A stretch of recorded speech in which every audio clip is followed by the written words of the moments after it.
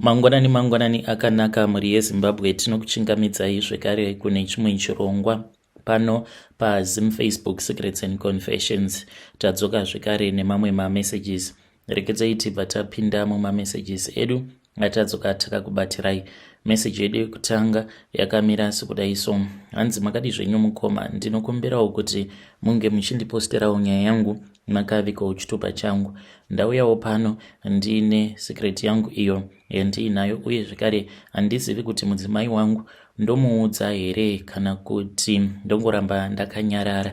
Saka takabvawo kunoona vamwe madzibaba svondo radarika iro, ndo patakaenda tikanoona vamwe madzibaba ava vakaita sekunge vainge vaona, but ndokubva vachizononzvengwa patsanangudzo, because vakatombotaura nyaya iyo yekuti mari yandiri kuona mari iyo zhinji yamakaenda nayo muchinoroora mudzimai wenyu, ko chii chakaitika? Saka havana kukwanisa kuzonyatsokuoneswa zvimwe kuda pamweya kuti imari iyo yandakatowana mushure mekunge taita an armed robbery. Saka paarmed robbery iyoyo things went wrong, then murungu wacho uyo watakabira mari yake takabva tachizomuisa torturing, saka akabva achizonofira kuchipatara. Saka mweya wake murume uyu, kunyange ari murungu, ari kutotinetsa. Ndinotogara ndichitoonawo chipoko chake, not ini ndega but nevamwe vangu avo vatainge tiinavo. Saka mukoma, inini nemusikana uyu akazova mukadzi wangu takasanganawo paFacebook mushure mekunge ndarambana nemudzimai wangu. Mudzimai wangu aigara achingoti iniwo ndaneta, handichadi kuti unge uchiita izvi zvekuba tsvaka basa, but kubva zvandakauya muno muSouth Africa mukoma, handina kumbogara ndakashanda. Saka zvinotondiremera kuti ndinzi ndava kutanga kutsvaka basa. Iro basa rangu randinoita nderoro rema-armed robbery, handisati ndakamboshanda pakambani. Saka taigara tichingonetsana namadhamu kudzamara ivo vazongoita give up, vakabva vati vainge vasingachakwanisi kuramba vachingoenderera mberi nemarriage. Ndaifungidzira kuti zvimwe kuda vari kunyepa. One day ndakati ndabuda ndokubva tatodzoka tainge tiine imwe Fortuna iyo yatainge taba, but maold models aya. Mushure mekunge tadzoka neFortuna iya tichitostripa motikari yedu pakati peusiku, vakatotanga kutorongedza mabhegi avo ndokutoenda kwavakaita. Saka ndakabva ndachizongokasikawo ndikatsvakawo mukadzi mutsva, ndokubva ndasangana neumwewo paFacebook uyo akazova mudzimai wangu. Akatongouya kuno kuSouth Africa, ndikabva ndati I will make sure kuti I won't make the mistake yandakaita mufirst marriage yangu yekuzivisa mukadzi kuti basa randinoita ndere ma-armed robberies, and pama-armed robberies anything can go wrong, because munhu uyu akafa asiriye the first victim. Kumashure uko kune vakati one day, because ndinoshandidzana nemaSouth African, saka ivo havatombopi value upenyu hwemunhu. Kana kuri kunzi ukanonoka, kunyange kuvhura safe vanotokuisa pfuti mumusoro, havatomborina kana tsitsi, vasiyana nesu tinobva kuZimbabwe zvokuti tinokwanisa kutomboita manegotiation. But kana neniwo ndava kutoona kuti ndinoita sekunge nditori nemweya ugere pandiri, mweya wehumhondi, because kunyange patakazonoita armed robbery iyoyo apo tichizonotocha murungu watainge tichitocha, neniwo I was part of that, because kazhinji I usually avoid,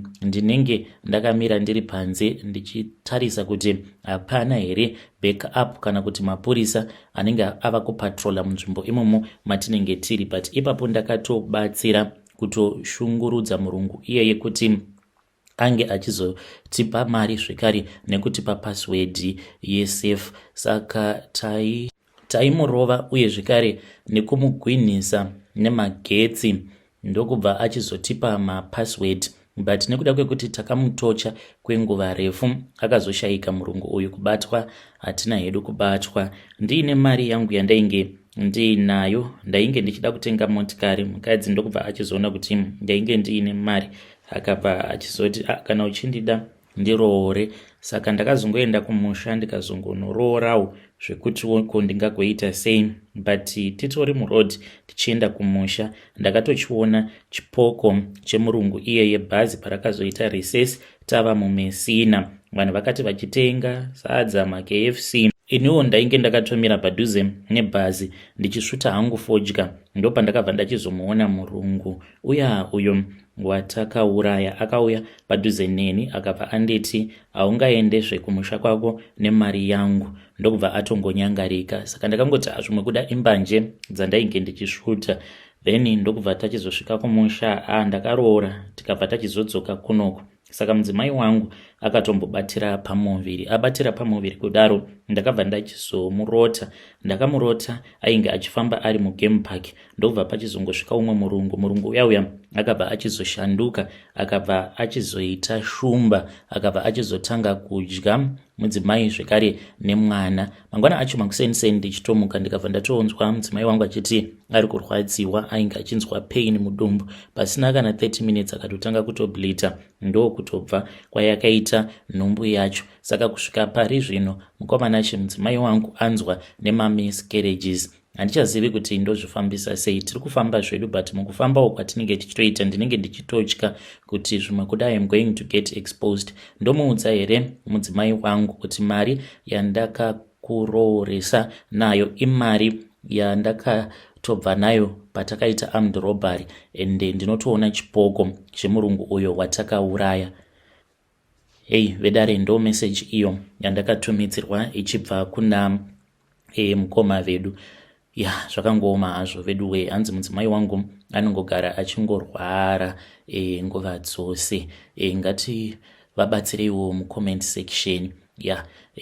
Pfuma yekuti unoiwana kuburikidza nekuuraya vanhu, it will bring generational cases. Kana zvaibvira mukoma, dai mazama kuti munge muchitsvaka at least basa so that you can get an honest income, even if kana kuri kunzi kamari kamunenge muchazowana kana kari kashoma, but still unenge uchiziva kuti imari yangu yandiri kushandira haina ropa mukati.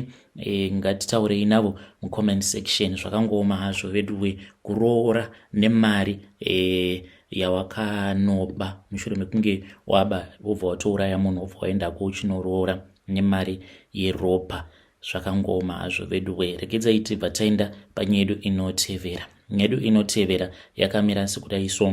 Hanzi makadi zvenyu mukoma, ndinokumbirawo kuti munge muchindiposterawo nyaya yangu makavikawo chitupa changu. Ininiwo ndiri mudzimai, ndine makore 30 years ekuberekwa. Ndakambopindawo mumarriage ndokubva ndachizobuda. Pari zvinozvo ndiri kugara ndiri kuno, ndichangoti kuBorodale, but ndinogara kune mamwe masabhabhu ekuno kuZimbabwe kunotogara vanhu vane mari dzavo. Ndainge ndisitomborina kana tarisiro yekuti ndichazodzoka kuno kuzogara kuZimbabwe, ndaisava ndiine tarisiro yacho. Saka ndakaenda kuSouth Africa ndokubva ndachizotanga kushanda samate. Ndainge ndichigara nasisi vangu kudaro ndo pandakabva ndachizowanirwa basa nabanguru vainge vachishanda pane imwe hotel. Saka pahotel apa painge pachitouya vanhu vane mari, especially maZimbabweans vanenge vachitouya kuzogara kuSouth Africa, maminister, maambassador.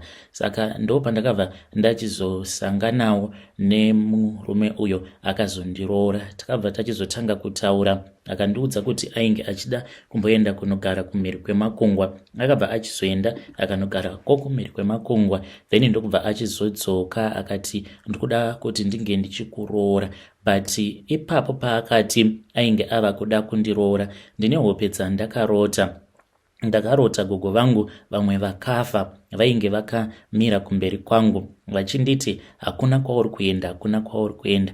Vainge vakatopfeka rimwe dress ravo regreen ravaifarira kupfeka so. Saka vachinditi hakuna kwauri kuenda, inini ndaiona kuti kwandainge ndichibva kwainge kwakaita kugwenga. Saka nagogo takabva tachizotanga kunetsana, because kwandainge ndichifanira kuti ndinge ndichienda ndaiona kuti kwainge kuine chibage chainge chakaita green ndichida kuenda ikoko. Uye zvekare mukomana wangu ainge akandimirira nevabereki vake.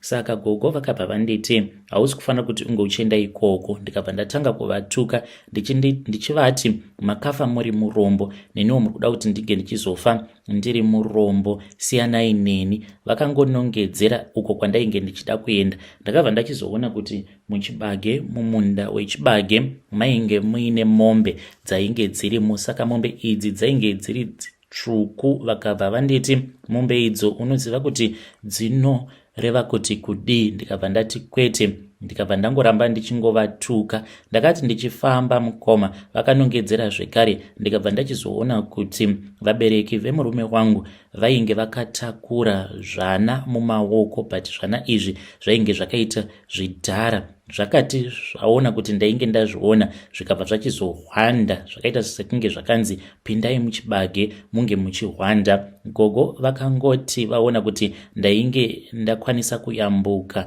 ndopa vakabva vangonyangarika, but vakatanga kufamba vachiridza mhere vachizvirovera pasi. Ndichingonomuka mukoma ndichiudza vamwe madzibaba hope idzodzo, but handina kuda kuvaudza hope dzacho dzose because ndainge ndisingadi kuti ndige ndichizopiwa zvimaadvhaisi zvekupenga zvekunzi siyana nemukomana wako. Saka ndakangovaudza kuti ndakarota mombe tsvuku dzainge dziri mumunda dzichidya mumunda imomo. Saka madzibaba ivavo vakangonditi zvinoreva kuti mweya wengozi. So nekufamba kwenguva mukoma ndakangoramba ndichingorota hope idzodzo kudzamara mukomana wangu azonditora ndokubva ndatoendawo kuZimbabwe for the first time, kutokwirawo ndege ndikaenda kumusha ndikatanga kugara pamba pevabereki vemurume wangu. Takabva tachizoenda kumba for my introductions, malist akatonyorwa, ndikabva ndatoroorwa mune zvakanaka paya. Mushure mekunge ndaroorwa ndakabva ndachizobatira pamuviri. After ndabatira pamuviri manje hope dzedziya ndainge ndava kungogara ndichidzirota. Saka ndairota ndiri mumunda imomo ndaibva ndaona mombe dziya ndaidzirota dzinenge dziri 5 dziri tsvuku. Mombe idzi dzaibva dzachizoshanduka, dzaibva dzazoita vanhukadzi vanenge vakapfeka mazambia. Izvo mukomanashi varoora vemudzinza vose vakapera kufa.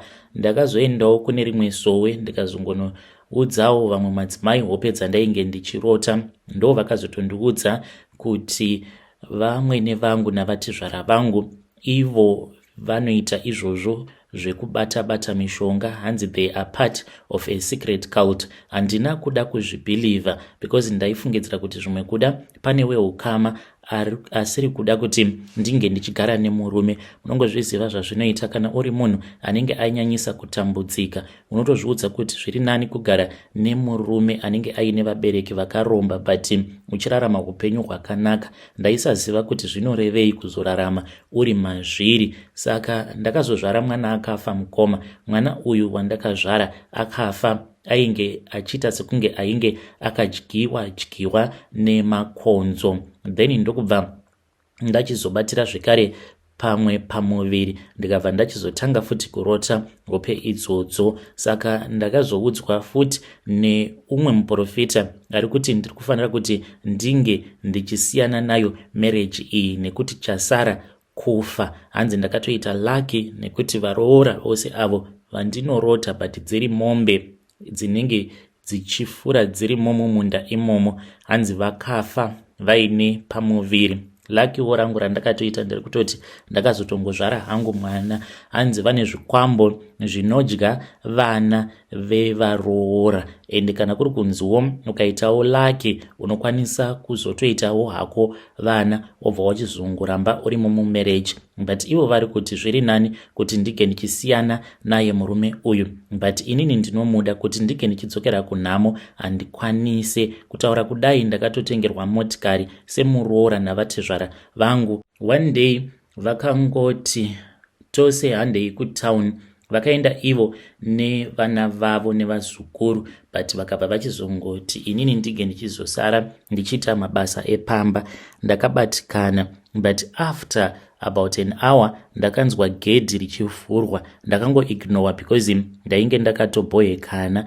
Then ndopa ndakabva ndachizobuda panze, maybe about 45 minutes later ndobva ndachizotoona kutoti painge pakatopakwa motikari iyi yainge iri nyowani yakatoiswa maribbon and stuff. Ndakati ndichifamba ndichienda kumotikari kuya ndopa vakazobudikira vesina navamwene vangu nemurume wangu vachitoimba vachicelebrata, and I was so happy. Saka kuti ndinge ndichidzokera kunhamo, ini hangu ndanga ndisiri kuda. Ndine munamato uyo wandakapiwa wekuti ndinge ndichifumura zvose izvo zviri kuitika, but ndakaurasa munamato iwoyo because ndiri kuona sekunge ndinenge ndava kuvakanganisira zvinhu zvavo. Kana kuri kunzi vachazondiudza, I prefer kuti vange vachizongondiudzawo nenguva yavo. Zvimwe kuda vanokwanisa kuzondibatsira so that ndinge ndichizoitirawo murume wangu mwana, ndoramba ndakagara ndiinaye. Hey, vedare ndo message iyo yandakatumidzirwa ichibva kuna vahanzvadzi vedu. Nai vahanzvadzi, saka matosarudza here kutengesa upenyu hwenyu nekuda kwekuti munotya kudzokera kunhamo? Hey, ngatitaurei navo mucomment section. Rekedzai tibva taenda panyedu inotevera. Nyedu inotevera yakamira sekudai so. Hanzi makadi zvenyu mukoma, ndinokumbirawo kuti munge muchindiposterawo nyaya yangu makavika chitupa changu. Ndakararawo nevamwe pastor vekuGhana kunoku kuPretoria, vakanditi kana ukarara neni ndiko kuti unge uchizopora, ende murume wangu hatombozvizivi kuti izvi ndo zvandakaita. Mukomanachi ndakabatwa chirwere chemafibroids muchibereko mangu, ndokubva ndachizotanga kuendawo kune imwe church, iPentecostal church. Saka ndakabva ndachizoita very close kwavari pastor ava, and I was desperate for healing from that long illness. Saka mushure mekunge vazondidaidza vakanditi unge uchizouya kuchurch pakati peweek, ndikabva ndachizorova musi wacho iwoyo, ndokubva ndachizoenda kuchurch. Ndikasvika vainge vari vega, vakabva vachizonditora vakaenda neni muofisi mavo umo matakanotanga kukurukura. Vakanditi ndinge ndichipfugama, ndokubva vatanga kundinamatira, vakanditi ndinge ndichikurura nhumbi dzangu, vakaloka door ravo, ndo patakabva tachizorara tose. Saka mushure mekunge ndarara navo, ndakafungidzira kuti ndainge ndichazopora because vakanditi inonzi heavenly spiritual cleansing, but mukoma, I think kuti ndo chigemu chavo ichocho chavanotoita. I really do not know kuti ndoita sei. Ndinofanira kuti ndinge ndichitsvaka here munhu wekuziva wandinoudzawo, just in case ndikazowana chinondiwana pange pachizova nemunhu wekuziva anenge achizviziva kuti izvi ndo zvakaitika, kana kuri kunzi ndakashandiswa for my rituals. Vedare ndo message iyo yandakatumidzirwa ichibva kuna vahanzvadzi vedu. Ngatizamei kuti tinge tichitaura navo vahanzvadzi vedu ava mucomment section. Munozvionawo sei muri yeZimbabwe, and I think kuti pastor ava vakatongoconfuse vahanzvadzi vedu and manipulated him into thinking kuti vakarara vose then a miracle will happen. I think kuti we need to educate ourselves, especially vanhukadzi, to educate yourselves kuti hakuna zvinhu zvakadaro zvekuti munhu anouya obva ati kana ukarara neni ndiko kuti unge uchizopora, kana kuti ndikarara newe ndiko kuti unge uchizokwanisa kuzobatira pamuviri. Vamwe ndo vanonzi urume hwemurume wako hauna kunyatsokusimba, ukatanga warara neni then unokwanisa kuzobatira pamuviri. Hakuna zvinhu zvakadaro. Ngatitaurei navo vahanzvadzi vedu ava mucomment section, and also kana kuri kunzi unenge wakasangana nazvo, before you can come to my inbox and tell me your own side of the story. Rekedzai tibva taenda panyedu inotevera. Nyedu inotevera yakamira sekudai so. Hanzi makadi zvenyu mukoma, ndinokumbirawo kuti munge muchindiposterawo nyaya yangu makavikawo chitupa changu. Amai vangu ivo vainge vari n'anga, saka mukukura kwedu taiva tiri vanhuwo vekuti taingojaidzwawo kushandisa mishonga. Kunyange kuchikoro chaiko taitoshandisa mishonga, ende maticha vaitotitya. Hakuna kana ticha aimbondirova kunyange ndikasaita homework, hakuna kana munhu aimbondirova because amai vangu vainge vachitotyiwa ende vaingonzi ing'anga plus muroi. Asi nekuda kwekuti mubereki ndainge ndisingambosvikamuchiri izvozvo kuti amai vangu vanoroya, saka takati tava kuda kunonyora O level mukoma kuchikoro ndainge ndisingatombogoni zvachose. Then ndipo apo pavakazonditi ndaifanira kuti ndinge ndichikumbira umwe musikana uyu, like she was the one of the brightest student in our class. Vakanditi ndinge ndichimukumbira bhuku rake. Ndikabva ndamukumbira bhuku rake ndokubva ndachizovapa. Saka amai vakazoenda naro kumakuva, then ndokubva vachizonosiya zvekare rangu, but rangu vakanorisiya kumakuva muswere wese wezuva, but remusikana uyu vakanorisiya usiku. Ndopavakabva vachizonditi ndige ndichienda kunotora bhuku rangu. Ndakaenda ndikanoritora, ndikabva ndaona kuti pamusoro pebhuku rangu painge paine nyoka yainge iripo. Bhuku remusikana uya vapedza kuita izvozvo vakanoriisa muchuru, but vakangoriisa muchuru kuda kwe about 5 minutes ndokubva vachizoriburitsa, ndokubva vachizotora mavhu epachuru ipapo vakazoti ndinge ndichizomaisa mumvura ndikanwa kuda 2 liters yose. Ndapedza kuita saizvozvo ndikanomudzosera musikana uya bhuku rake remaths. Mukomana ndakapasa O level yangu. Kana zvakashamisa vanhu vakatofungidzira kuti zvimwe kuda painge paitika mistake. Kubva ipapo ndakabva ndachizova mwana wekuti ndainge ndava kugona chikoro. Apa musikana uya apa ainge atori head girl, akabuda nemaU ega, hana kana subject kana imwe chete zvayo yaakapasa. Kana maticha vakatoshamisika kuti ko chii chaitika, because ndiye aitotarisirwa kuti anotofanira kutoti ange achitobuda nema-A. Kuverenga ndainge ndisingamboverengi mukoma, but nditori ne-A+ kuhistory, mamwe masubject ma-A ma-B, maths ndo dzandakazoita C, ndisina kana chandainge ndichitomboziva. Ndakaenda ku-A level zvekare tava kuda kunonyora ma-exams, vakanditi ndige ndichitsvaka uyo ainge ari shasha ainyatsokugona muklasi, then ndobva ndachizomukumbira bhuku. Ndakaita saizvozvo amai vakadzokorora kuita mhiko idzodzo. Ipapo ndainge ndava kudzidza mutown, but ndakazodzokera kumusha ndiine bhuku reclassmate yangu. Amai vakanoita mhiko, ndikabva ndachizopasa. Ndava kuyunivhesiti, amai vakandipa mishonga iyo yavakanditi mishonga iyoyo ndinoenda ndobva ndanoisiya mulibrary yepauniversity. I passed mukoma with flying colors. Ndokubva ndachizotanga kushanda. Ndakashanda ndikatouya kuno kuSouth Africa, ndikatoitawo permit. Right now I am a permanent resident muno muSouth Africa nekuda kwebasa rangu, but chava kuitika kubva amai zvavakashayika. I am struggling with unemployment. Kunyangwe ndakadzidza mukoma, kunyangwe ndiine a good track record, good work references, ndakatomboshanda kuABSA, but each and every job is ending. I really do not know kuti ndozvifambisa sei.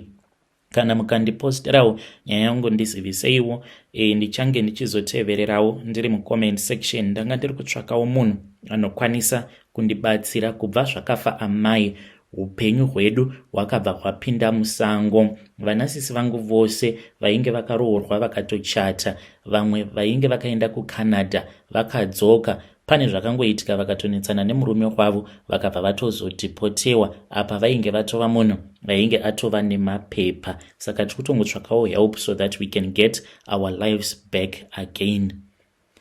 Hey vedare, ndo message iyo yandakatumidzirwa ichibva kuna mukoma vedu avo. Ngatizamei kuti tinge tichitaura navo mukoma vedu ava mucomment section. Hanzi we want to get our lives back, but inini maonero angu ndinoona sekunge it was not your life in the first place.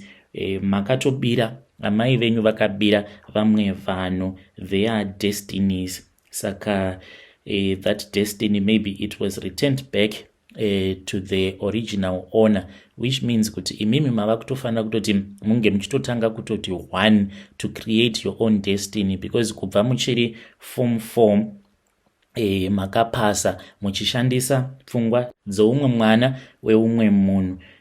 Kurwadziwawo kwakaitwa mubereki wake and the disappointment, mwana wake achibuda nemaU, yet ainge ari mwana ainge ari very bright.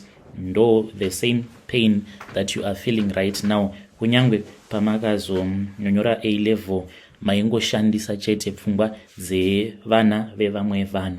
So sometimes tinokwanisa kuita zvinhu nema shortcuts, but it will lead to long delays. asi ngatitaurei navo mukoma vedu ava vangazvifambisawo sei. How can he rebuild his life? Rekedzai tibva taenda panyedu inotevera. Nyedu inotevera yakamira sekudai so: hanzi makadi zvenyu mukoma, ndinokumbirawo kuti munge muchindiposterawo nyaya yangu makavigawo chitupa changu. Ininiwo ndaiti zvimwe kuda kudiwa nehama ndainge ndisingatozivi kutoti kutorasirirwa kwandainge ndava kuda kuitwa imba yasekuru. Sekuru ava vainge vari hanzvadzi yaamai. Ndakauyawo kunoku kuSouth Africa mainge muri mugore ra2009. Yes, mukoma, I know kuti vamwe vanhu vachati uri rombe, but ndodawo kutongotenda Mwari kuti ndakazosanganawo nemukadzi wekuZimbabwe, uye zvekare ndiyo advice yangu. Kana uri murume akauya kuno wobva wazotorana nemukadzi wemuno muSouth Africa, kudzokera kwako kumba kunozoti netsei. Saka take my advice, tsvaka mukadzi wekuZimbabwe. Kunyange mukanetsana, kunyange ukati uri kudyiwa mari, but mukadzi wekumusha anokudya mari asi achidzokera newe kumusha. Newewo maziso ako anozosvikawo pakuvhurika, wobva wazoitawo sarudzo dzako dzekuti uyu mukadzi uyu wekumusha oramba uchienderera naye mberi here kana kuti, because it is very rare kuti unosangana nemukadzi muno mujoni okudya mari asingakukurudziri kuti unge uchienda kumusha. Vanokwanisa havo kunge vari vanhu vanenge vakapanduka vasingachadi zvemamarriages vachingopretenda, but one thing that I like about our Zimbabwean women is anotokubvunza kuti saka kumusha wakavaka here, uri kuita nezvei kumusha, mari yako uri kungotenga hembe here muno muSouth Africa. Ndo zvandakazodiscover after ndaita makore nemakore ndigere muno muSouth Africa, because ndakangoya kunoku mugore ra2009 ndokubva ndachizotanga kushanda, ndaitawo zvekurova zvetina, ndokubva ndachizotanga kudananawo neumwe mukadzi wepamba apo pandakaenda ndichinorova zvitina iri peace job, tikabva tatanga kufambidzana, then I moved in nemukadzi iye. Ende zvazvinoita ndezvekudai so, kana ukadanana nemukadzi wemunomu, kana kuri kunzi anenge achigara pamba pevabereki vake, havatomborina basa nazvo kuti iwewe semukuwasha unotouya wotogarapo pamba ipapo. Ndaitogara naye ende tichitogara muroom yainge iri opposite room iyo yainge ichigara mukoma wake, hanzvadzi yake nemudzimai wavo. Saka ndo zvavatongori vanhu vemuno muSouth Africa. Saka zvinhu izvozvo zvinozongokukuvadza pfungwa, unogumisidzira wava kuzviona sekunge unenge uri wemuno muSouth Africa apa kumusha usina kana madevelopment aunenge uchimboita. Chavanenge vachingotaimira ndechekuti mari yose yaunenge uchibata ndo mari inenge yava kushanda panotengwa magroceries. Ziva kuti pamba ipapo kana paine vanhu vakawanda hapatengwe 12.5, it's either panenge pachitengwa kana ma25 kg maviri. Saka iwe unenge uchiona sekunge uri kuseva pamari dzemarent, but mari dzaunenge uchizoburitsa dzinenge dzakawanda even more. Saka by the time pandakazorealize kuti ndiri kutambisa nguva, it was already too late. It was somewhere kuma 2017 2018 pandakazozvitsvakira hangu mukadzi wekumusha, ndobva tachizotanga kugara tose. Sekuru vangu vakashayika muri mugore ra2022. Vashayika sekuru ava, hakuna akada kundizivisawo kuti sekuru vainge vari munhu vainge vachitawo zvekubata-bata, because sekuru vainge vaine mombe dzavo dzakawanda ende vaita zvekurima. Semunhu wekuti ndainge ndakagarisa musango kwenguva refu, zvimwe zvainge zvichiitika kumusha hakuna ainge achindizivisa, because paitikana pakanzi panenge pachida kuunganidzwa mari, macontribution, ndaiwanikwa ndichinoshaya mari iyoyo. Saka hakuna munhu ainge aine that relationship neni. So mushure mekunge sekuru vashayika, ndipo apo pakazotanga kutaurwa nyaya iyoyo kuti pamusha hazviite kuti pange pachizoita padongo. Vana vasekuru vose vari kumhiri kwemakungwa vakabva vati vainge vasingakwanise kuti vange vachizodzoka vachitanga kuita madevelopment pamusha pababa vavo. Pakabva pachizotaurwa nyaya yekuti musha either unotengesewa kana kuti inini ndinongopiwa musha iwoyo, zvose nematrakta aripo nemotikari 1 iripo, zvekare nezvipfuwo zviripo. Mukoma, it was like a dream come true. Muone zvenyu mudzimai wangu akatomboramba akandikurudzira kuti zviri nani kuti musha iwoyo unge uchitengesewa. Kana watengesewa, then kana tikazopiwa mari tobva tachizotsvakawo musha wedu, but takanoita sekunge tinonetsana, because iye ainge achida kundidhonzera kudhuze nekwavo akabva ati tinotsvaka panenge pari neutral zvekuti kunenge kuri kudhuze nekwedu uye zvekare iwe uchikwanisawo kumboita uchidzokera kwenyu. Saka semwana wekuti ndakarerwawo kumusha ndiri mumusha wemadzisekuru hanzvadzi dzaamai plus musha uyu wasekuru wandakazopiwa takazoshandisirwa chikonzero chekuti sezvo amai vangu vakavigirwa pamusha pasekuru ndikabva ndati ndinenge ndava kutochengetedzawo pakavigwawo amai vangu ndokubva tanetsana nemudzimai ndokubva tachizongogamuchira kuti musha tava kupiwa. Saka ndakangopiwa musha mukoma, musha wakavakwa pachirungu chaipo pane mabohom uye zvekare takazotoisawo masolar panels. But nyaya iripo ndeyekuti mombe dziri kufa mukoma. Sekuru vangu vainge vaine mombe dzainge dzichikwana idzo kuita 60 kutaura kudaiso mombe idzi nedzimwewo hadzo dzakazongotorwawo nehama dzavo sekuru. Mombe idzi kutaura kudai dzasara 10, zhinji dzacho dzakapera kufa uye zvekare kudzinza.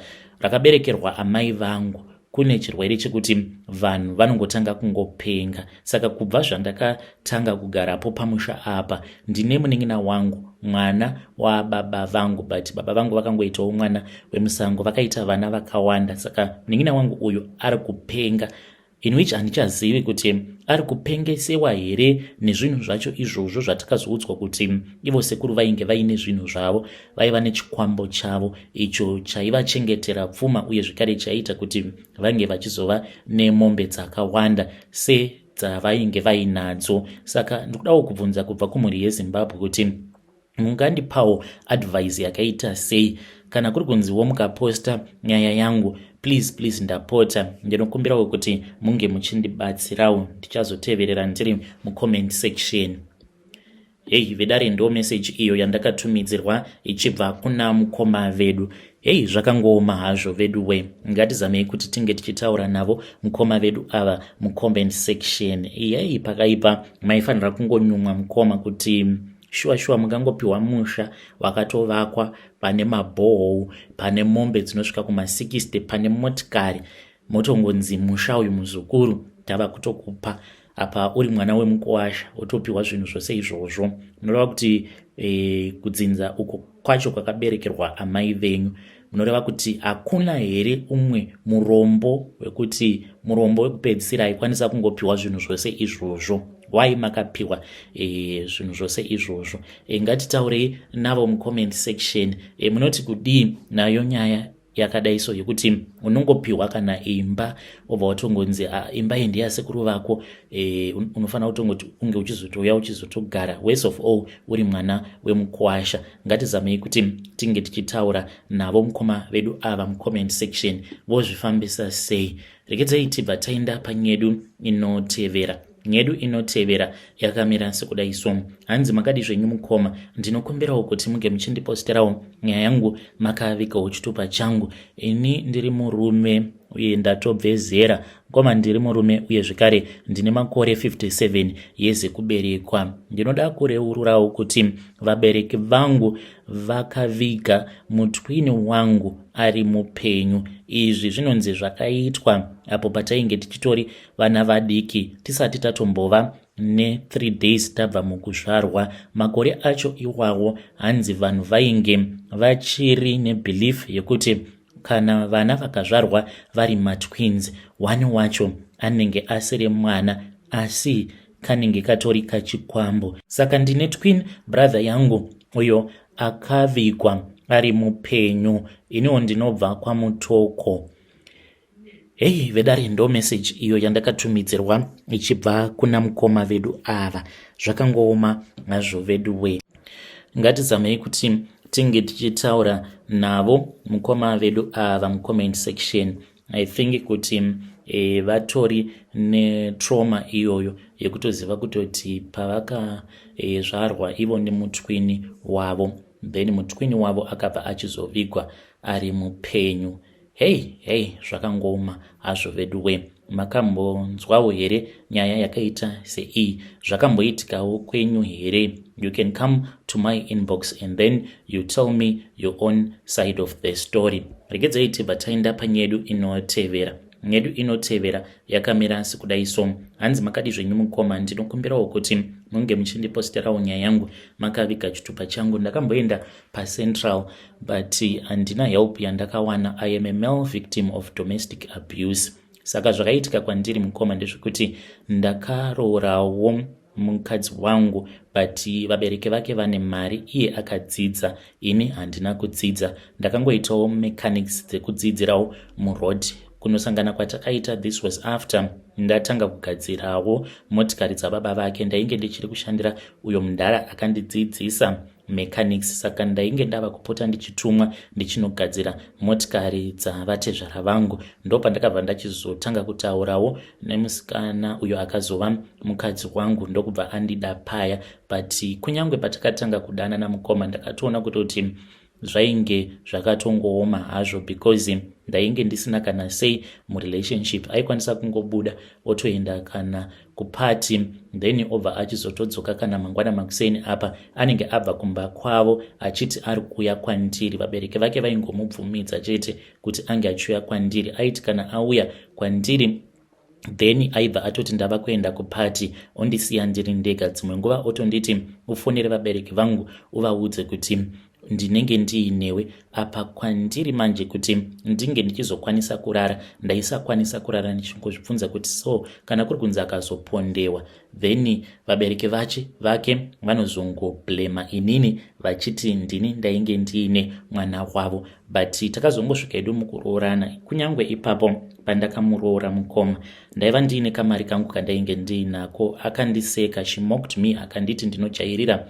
vabereki vake because ndainge ndakwanisa kungounganidza mari yainge ichikwana iyo kuita 800 US. Akanditi gara nemari yako kana kuti ipa amai vako vanotambura. She used to be very abusive towards my mother. Even when my mom was sick, aitoramba kuti mama vange vachiuya kunoku kuHarare tinge tichizoenda navo kuma private doctors. She was very abusive towards my mother and amai vaishayawo kuti vangamutsiurawo sei sezvo ainge ari muroora ane mari ende achitoitwa mbinga yemumhuri because ndiye akatounzawo upfumi mudzinza rekwedu. So akanditi mari yandainge ndiinayo ndinge ndichipa amai vangu. Iye ndingangoti akazviroora even though akandipa mari. Saka mari yaakandipa yainge ichikwana iyo kuita $12,000 US. Ndo yandakazoenda ndikabva ndazonomuroora nayo. Mari iyo yomukoma yakazotondipinza busy because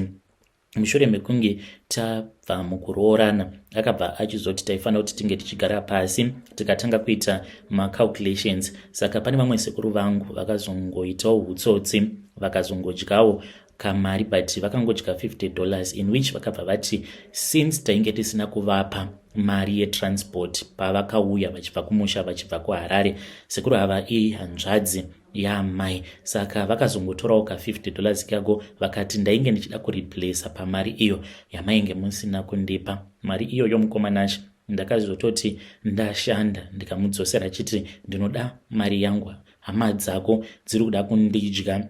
Zvino vakatanga kundidya pachiri padhuze kudai kokana tazova kana nemakore akawanda tigere tose ndinenge ndangosara ndava stiki mabonzo ndichingodyiwa nehama dzako. Manje ndiri kuida mari yangu. Ndikamudzosera mari yake. So ainge angori mared flags andaingorakidzwawo naMwari kuti dai wangosiyana nazvo. Takachata.